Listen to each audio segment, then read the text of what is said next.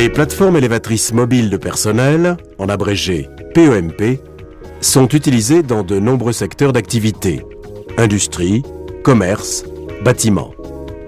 Elles contribuent à sécuriser les opérations de travail en hauteur. Les PEMP fonctionnent avec une énergie, soit thermique, soit électrique. Le plus souvent, les PEMP électriques sont préférés pour un usage à l'intérieur des bâtiments. Selon les modèles, la hauteur de levée peut aller de quelques mètres jusqu'à 70 mètres.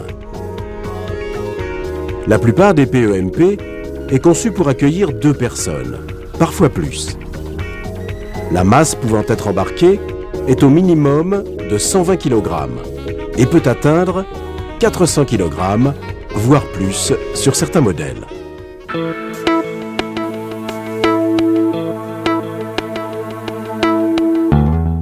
Il existe de nombreux types de PEMP adaptés à la diversité des opérations à réaliser et aux conditions d'intervention.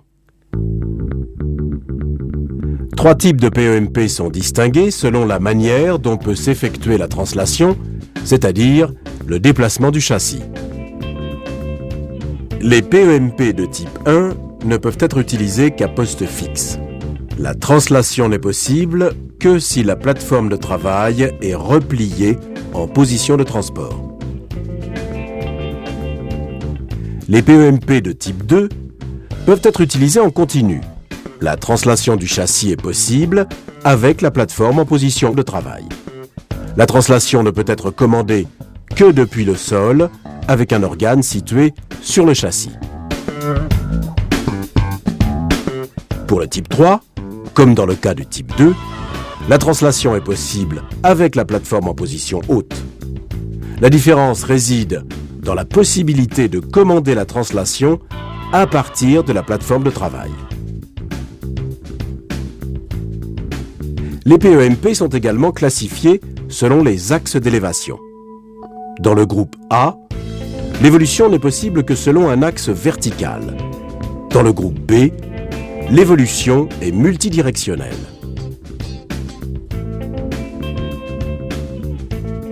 En résumé, les 3 types et les 2 groupes constituent 6 catégories différentes de PEMP.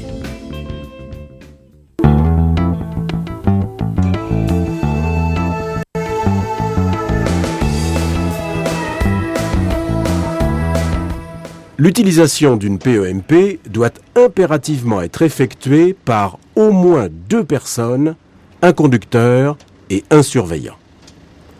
La première personne est embarquée dans la nacelle et la manœuvre. La deuxième personne reste au sol. Elle est chargée de la surveillance des opérations, de porter secours au conducteur en cas d'urgence ou encore d'effectuer une opération de dépannage en cas de défaillance du matériel. Si nécessaire, le surveillant au sol guide le conducteur. Dans le cas des PEMP de type 2, une 3e personne est préposée à la conduite du porteur.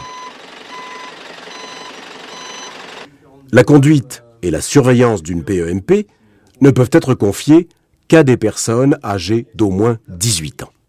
Elles doivent avoir suivi une formation théorique et pratique pour acquérir les connaissances et le savoir-faire nécessaires à la conduite en sécurité. La durée et le contenu de la formation doivent être adaptés au type de PEMP concerné. Cette formation peut être dispensée au sein de l'établissement ou assurée par un organisme de formation spécialisé. Elle doit être complétée et actualisée chaque fois que cela est nécessaire. Avant de mettre une PEMP à la disposition d'un salarié, l'employeur doit évaluer dans quelle mesure le salarié dispose de l'aptitude et de la capacité à conduire l'engin sur lequel il doit pratiquer. Cette évaluation porte sur 3 points. Un examen d'aptitude médicale particulier est réalisé par la médecine du travail. Des examens complémentaires peuvent éventuellement être prescrits par le médecin.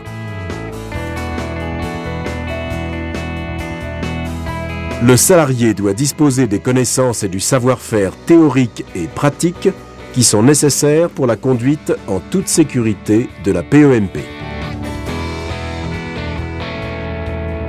Enfin, il doit connaître les lieux et les instructions à respecter sur le ou les sites d'utilisation. Si les résultats de l'évaluation sont satisfaisants pour chacun des 3 points, alors l'employeur peut délivrer une autorisation de conduite au salarié. L'autorisation de conduite n'est valable que dans l'entreprise qui l'a délivrée. Si nécessaire, l'autorisation de conduite peut être limitée à certains lieux ou secteurs de l'entreprise. Elle n'est valide que pour le type de PEMP pour lequel elle a été établie. Il est préférable, voire recommandé, que le surveillant dispose d'une autorisation de conduite.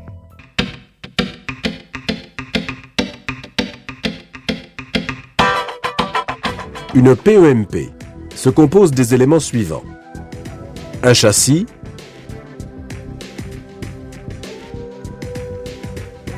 une structure extensible, une nacelle, des organes de déplacement au sol, d'élévation, de commande et de sécurité. Le châssis porteur peut être poussé, tracté ou automoteur. Il peut, ou non, être équipé d'un contrepoids et de stabilisateurs qui assurent la stabilité de l'engin. La structure extensible est solidaire du châssis. Elle permet de mouvoir la plateforme de travail jusqu'à la position désirée. Il peut s'agir par exemple d'un bras articulé, d'une flèche télescopique, d'un mât télescopique, de ciseaux ou de la combinaison de ces éléments. La structure extensible permet le positionnement de la plateforme selon un ou plusieurs axes, selon qu'il s'agit d'une PEMP de groupe A ou de groupe B. Dans certains cas, la structure extensible permet la rotation de la plateforme. La plateforme de travail, communément appelée nacelle, est constituée d'un plateau ceinturé par un garde-corps et muni d'un portillon. Elle accueille le ou les opérateurs et leur matériel. Ils y trouvent le poste de commande principal de la PEMP.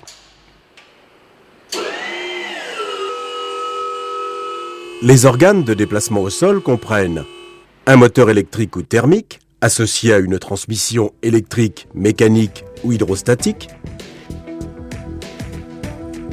une batterie, des roues qui, en fonction du sol sur lequel roule l'engin, sont équipées de pneus gonflés, de pneus pleins souples ou encore de bandages. Les organes d'élévation assurent les mouvements de la structure extensible. Il s'agit d'un circuit hydraulique avec pompe, distributeur et vérin. Regroupés au niveau du poste de conduite, les organes de commande servent à guider et à contrôler les déplacements au sol de l'engin et les mouvements dans l'espace de la nacelle.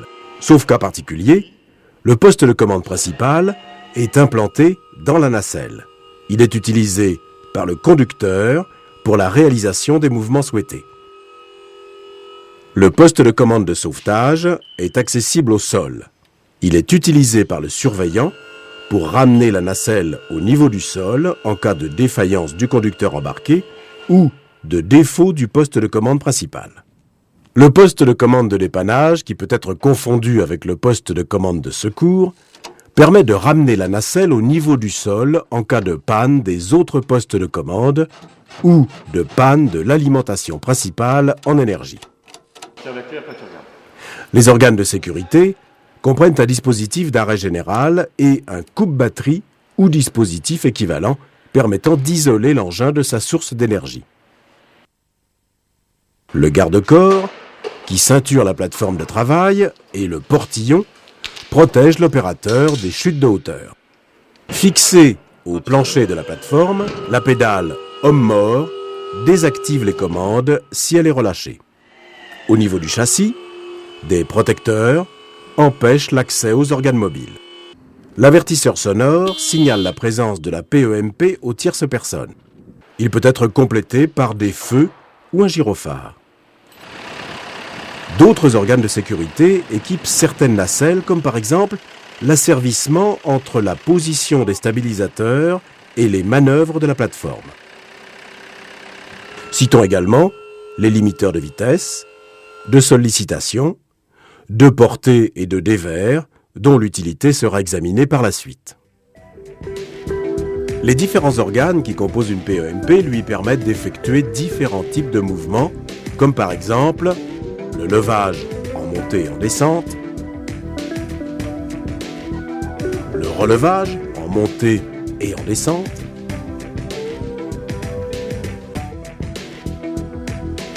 le télescopage en sortie et en rentrée, l'orientation vers la gauche et vers la droite, la translation en avant et en arrière, la rotation vers la gauche et vers la droite, l'inclinaison en avant et en arrière.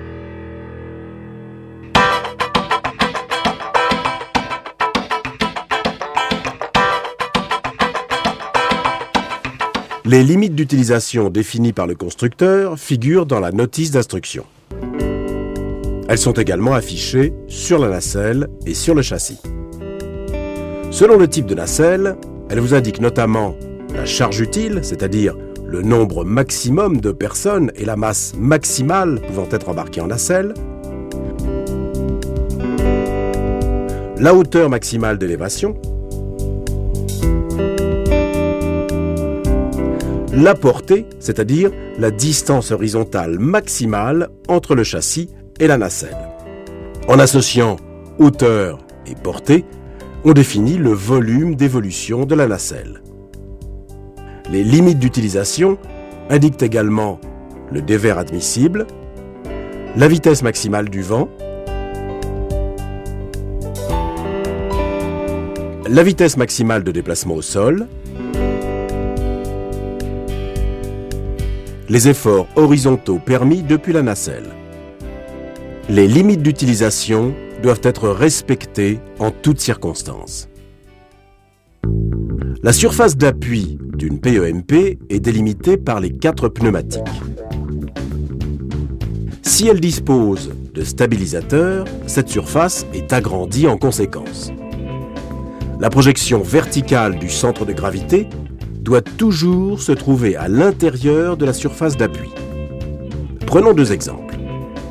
Si la charge embarquée en nacelle est supérieure à la limite fixée par le constructeur, la projection du centre de gravité de la PEMP sort de la surface d'appui. Le renversement survient. Plus le sol est incliné, plus la projection du centre de gravité tend à se déplacer vers l'extérieur de la surface d'appui. Si la pente devient supérieure à la valeur limite fixée par le constructeur, l'engin se renverse. Pour prévenir les risques de basculement, la plupart des PEMP sont pourvus d'un limiteur de sollicitation. Cet organe de sécurité rend impossible l'élévation avec une masse embarquée supérieure à la masse maximale prévue par le constructeur. Il bloque également l'extension et la translation au-delà d'une certaine limite. Le limiteur de dévers empêche l'élévation si le dévers est supérieur à la valeur maximale fixée par le constructeur.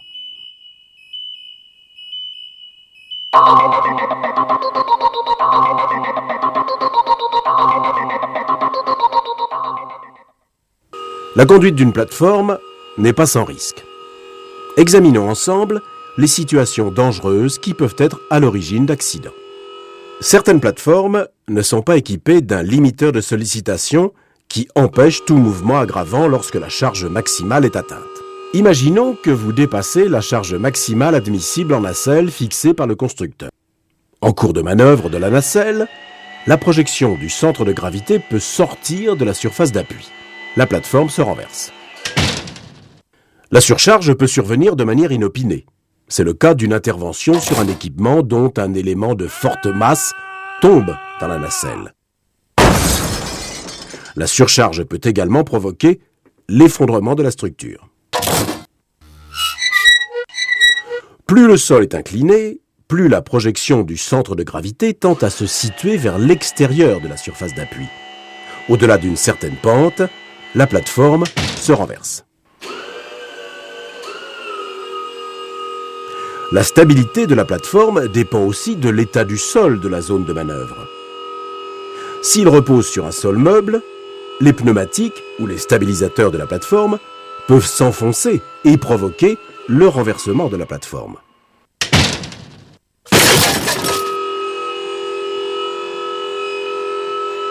Attention aux appuis sur des sols insuffisamment résistants tels que dalles sur vide, caillebotis ou plaques de regard d'égout.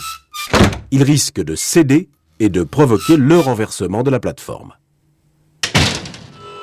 Si un des points d'appui est positionné sur une surface non plane, une roche, un morceau de bois, la plateforme est en dévers et peut se renverser. Utiliser une lance incendie génère des efforts latéraux importants. Si la nacelle n'est pas spécifiquement adaptée à ce type de travail, elle peut se renverser. Si la vitesse du vent dépasse la limite fixée par le constructeur, la plateforme peut prendre du ballon et se renverser. Ce risque est aggravé si des matériaux à forte prise au vent, panneaux par exemple, sont embarqués en nacelle. Les chutes de la plateforme ont toujours des conséquences très graves, souvent mortelles. Si vous accédez à la nacelle en utilisant les ciseaux, le bras ou une échelle, vous risquez de chuter. Il en est de même si vous utilisez un tabouret, un escabeau ou des planches pour accéder à une plus grande hauteur. Ou encore si vous grimpez sur le garde-corps de la plateforme. Les conséquences d'une chute sont aggravées si vous ne portez pas de harnais ou si la longe n'est pas reliée à un point d'ancrage de la nacelle. Il n'est pas habituel de se mouvoir dans un espace à 3 dimensions. Des risques existent, comme par exemple un écrasement contre une charpente ou un mur. Un cisaillement lors d'un déplacement sous un balcon, une passerelle, une charpente ou un pont roulant. S'il n'a pas été vérifié en préalable que la zone d'intervention est compatible avec l'encombrement de l'engin en position repos et travail, des heurts peuvent survenir en cours de manœuvre.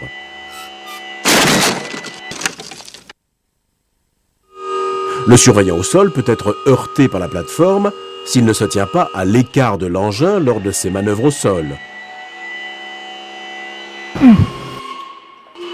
Ou encore lors de la descente de la plateforme. Si le surveillant au sol ne se tient pas à l'écart de la nacelle et ne porte pas de casque de sécurité, il peut être blessé par des outils ou des matériaux chutant involontairement de la plateforme. Enfin, une mauvaise communication entre le surveillant au sol et le conducteur embarqué peut être à l'origine d'accidents.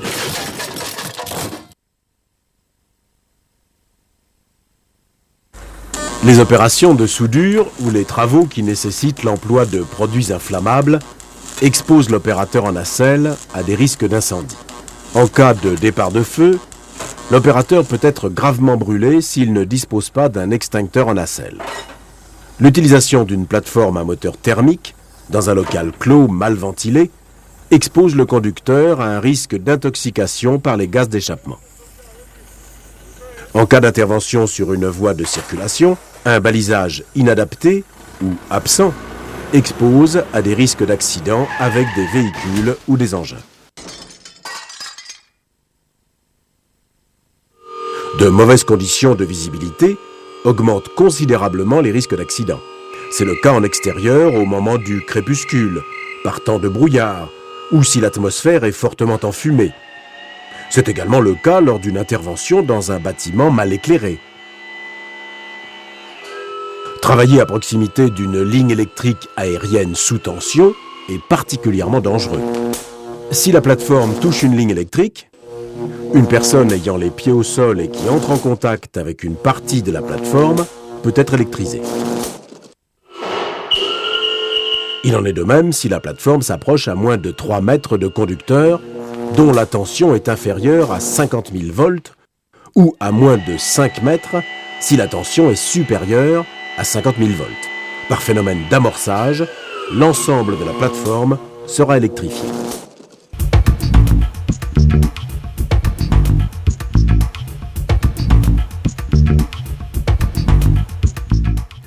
Ce panorama des risques d'accident vous a convaincu de la nécessité d'adopter un comportement rigoureux en toutes circonstances.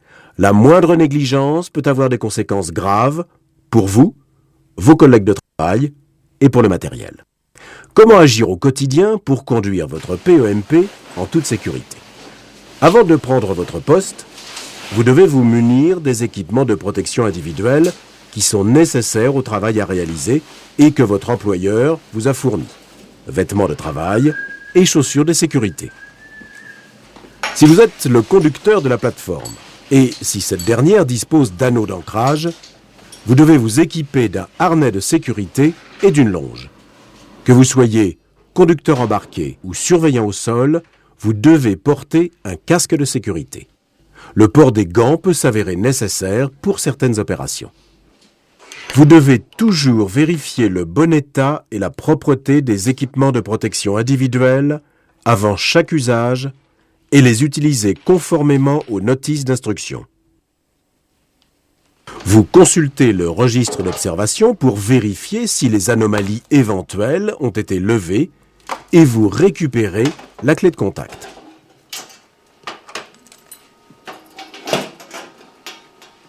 Vous prenez connaissance des consignes et vous repérez la zone dans laquelle vous allez opérer. Vous devez prêter une attention particulière à l'état et à la résistance des sols, en vérifiant notamment l'absence de sol meuble, de dalles sur vide, de citernes enterrées, de plaques de regard, de déclivité excessive du terrain, d'obstacles au sol. Lors du repérage, vous identifiez également la présence éventuelle de voies de circulation, de fossés, de lignes électriques aériennes. Vous devez aussi évaluer dans quelle mesure il y a adéquation entre le travail à effectuer d'une part et les capacités de votre engin d'autre part. Référez-vous à la plaque de charge et à la notice du constructeur en cas de besoin. Avant de démarrer votre PEMP, vous devez effectuer les vérifications suivantes. Tout d'abord, un contrôle visuel en circulant autour de l'engin pour examiner l'état général du châssis et de la structure extensible, l'état général de la plateforme, en particulier le garde-corps et le portillon, le bon état des organes de commande et de sécurité, le niveau de la charge de la batterie s'il s'agit d'une PEMP électrique, le niveau d'huile moteur et de liquide de refroidissement s'il s'agit d'une PEMP à moteur thermique, le niveau de carburant, le niveau du circuit hydraulique, l'absence de fuite au sol,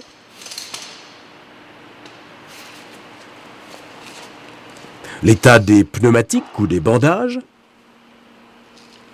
la présence et le serrage des écrous, l'état des flexibles hydrauliques, des câbles électriques et leurs branchements,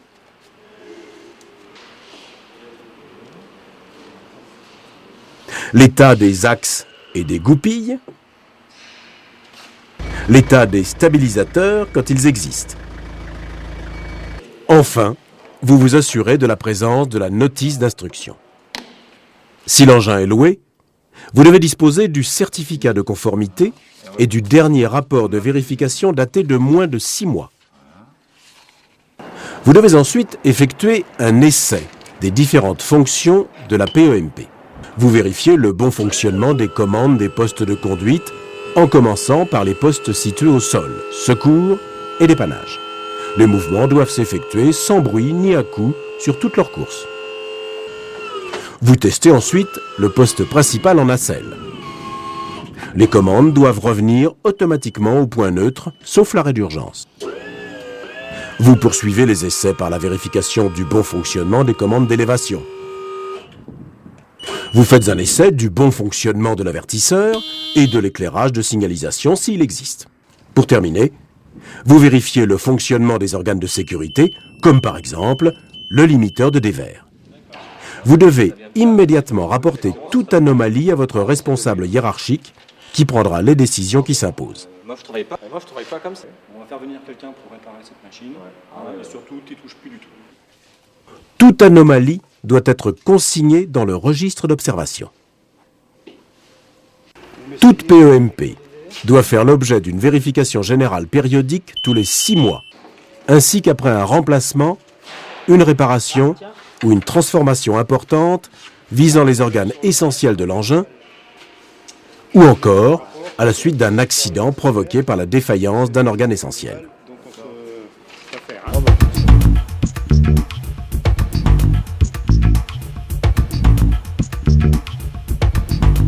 Vous avez vérifié votre PEMP. Vous pouvez commencer votre travail en vous attachant à respecter les règles de la conduite en sécurité. Vous devez baliser toute l'aire de travail de la plateforme pour éviter que des tierces personnes puissent être blessées par l'engin ou par une chute d'objets et pour éviter que la PEMP soit heurtée par un engin ou un véhicule circulant à proximité.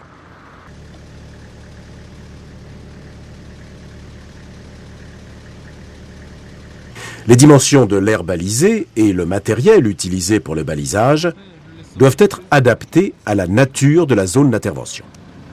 Pendant l'intervention, le surveillant doit veiller à ce qu'aucune personne ne pénètre dans la zone balisée. Lors des déplacements au sol, vous devez respecter les règles de circulation et maintenir une distance de sécurité suffisante avec les piétons, les véhicules ou les engins. Adaptez votre vitesse à la zone traversée. Ralentissez au franchissement des portes, aux intersections, en bout d'allée, prenez les virages à vitesse réduite. Signalez votre présence en utilisant l'avertisseur sonore. Soyez toujours vigilant lors de vos déplacements pour éviter tout contact, heurts ou frottement entre votre engin et les installations. Assurez-vous que vous disposez d'une hauteur libre suffisante avant de vous engager sous une passerelle, un balcon ou un élément de charpente. Les manœuvres d'approche permettent de positionner la PEMP au plus près de la zone d'intervention. Si vous utilisez une PEMP à poste fixe ou à élévation, suivant axe vertical, positionnez l'engin à la verticale ou au plus près de la verticale du poste de travail. Déplacez la plateforme de manière progressive et sans à-coups, en évitant de manœuvrer plusieurs commandes en même temps. Pour les plateformes utilisées en continu, vous pouvez conduire l'engin avec la plateforme de travail levée. Avant toute chose, repérez le cheminement pour vous assurer que le sol est résistant, sans dévers excessifs ni obstacles. Positionnez la plateforme dans l'axe du châssis porteur, de préférence en position basse. Positionnez-vous dans le sens du déplacement. Ne procédez qu'à un seul mouvement à la fois. La marche arrière ne doit être pratiquée que pour de très courtes distances. Puis, comme pour les plateformes utilisées à poste fixe, faites d'abord une approche globale, puis une approche près du poste de travail. Pour une utilisation à poste fixe, vous devez assurer une bonne horizontalité du châssis porteur. Dans certains cas, l'utilisation de cales s'avère nécessaire. Les cales doivent avoir des dimensions et une solidité suffisantes. Elles doivent être positionnées avec soin en s'assurant de la résistance du sol. Si la PEMP dispose de stabilisateurs, leur mise en œuvre doit être effectuée selon les recommandations du constructeur. Au voisinage d'une fouille, respectez les distances d'approche. Autant à l'extérieur qu'à l'intérieur de bâtiments, installez un éclairage autonome si la visibilité est insuffisante avant de commencer votre intervention. Si la visibilité devient insuffisante en cours d'intervention, ne vous mettez pas en danger. Arrêtez le travail. Gardez à l'esprit qu'en toutes circonstances, vous devez bien voir et être vu. Lorsque les conditions de travail ne permettent pas la communication de vive voix, la liaison nacelle-sol devra être assurée par radio ou moyen équivalent. Les gestes de commandement peuvent aussi être pratiqués par le surveillant au sol pour guider le conducteur embarqué. Si la vitesse du vent dépasse la vitesse limite fixée par le constructeur, vous ne devez pas utiliser la plateforme. Même si le vent paraît faible, ne manipulez pas des objets de grande surface tels que des panneaux. Dans le cas de travaux exposant l'opérateur en nacelle à des risques d'incendie, celui-ci doit respecter les consignes de prévention en vigueur et disposer d'un extincteur approprié situé à portée de main. Pour éviter les chutes de hauteur, vous ne devez jamais accéder à la plateforme en utilisant les ciseaux, le bras ou une échelle. L'accès ne doit se faire qu'avec la plateforme en position basse. Vous passez par le portillon et vous vous assurez qu'il est correctement fermé et verrouillé. Si la nacelle est pourvue d'ancrage, vous y connectez la longe de votre harnais. Veillez à descendre de la plateforme sans sauter.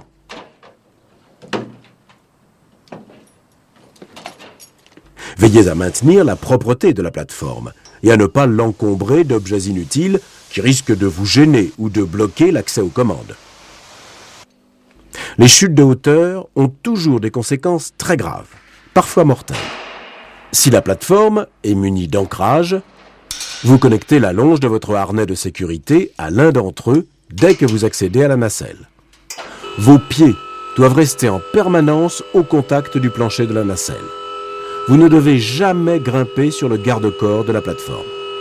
Vous ne devez jamais utiliser un tabouret, une échelle, un escabeau, des planches pour atteindre des hauteurs supérieures. De même, ne vous penchez pas hors de la plateforme.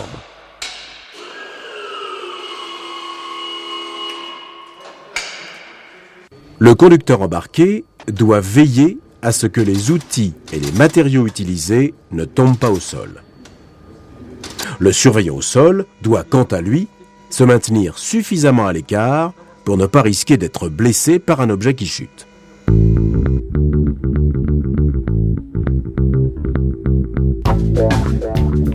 En cas de défaillance du conducteur embarqué, le surveillant au sol doit être capable de réaliser rapidement la manœuvre de sauvetage pour ramener la plateforme au sol. Le surveillant utilise les commandes du poste de sauvetage en appliquant la procédure indiquée dans la notice d'instruction. Christian, ça marche pas, je suis en panne. En cas de défaillance du matériel, le surveillant au sol réalise la manœuvre de dépannage. Pour ce faire, il utilise les commandes du poste de dépannage conformément à la notice d'instruction.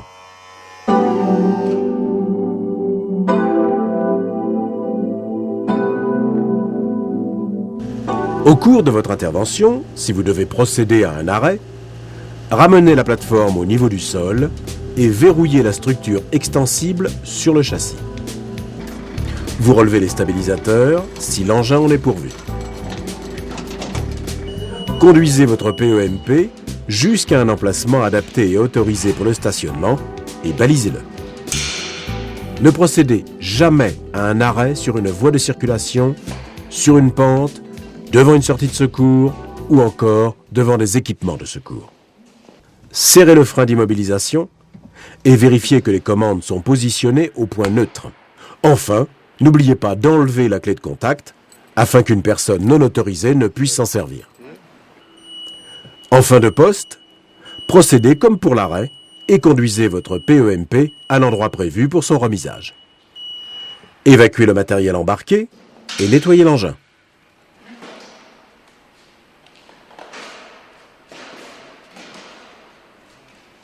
S'il s'agit d'une PEMP électrique, vérifiez une fois par semaine le niveau de l'électrolyte dans la batterie et complétez-le en cas de besoin.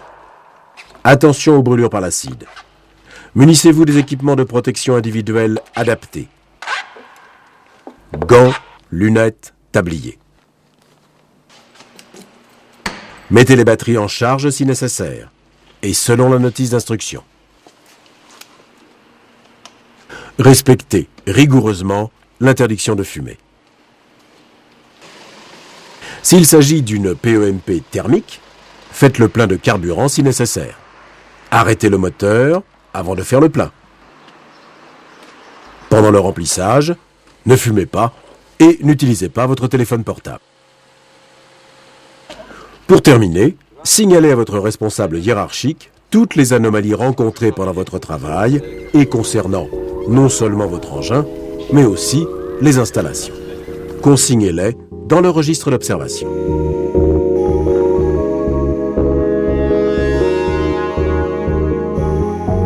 La PEMP que votre entreprise vous a confiée représente une valeur financière importante.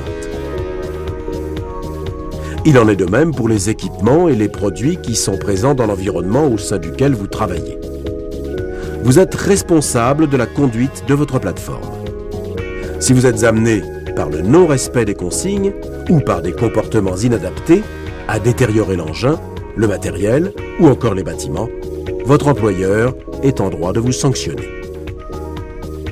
Si pour les mêmes raisons, vous provoquez un accident qui blesse gravement un salarié de l'entreprise, votre responsabilité peut être engagée sur le plan civil et pénal.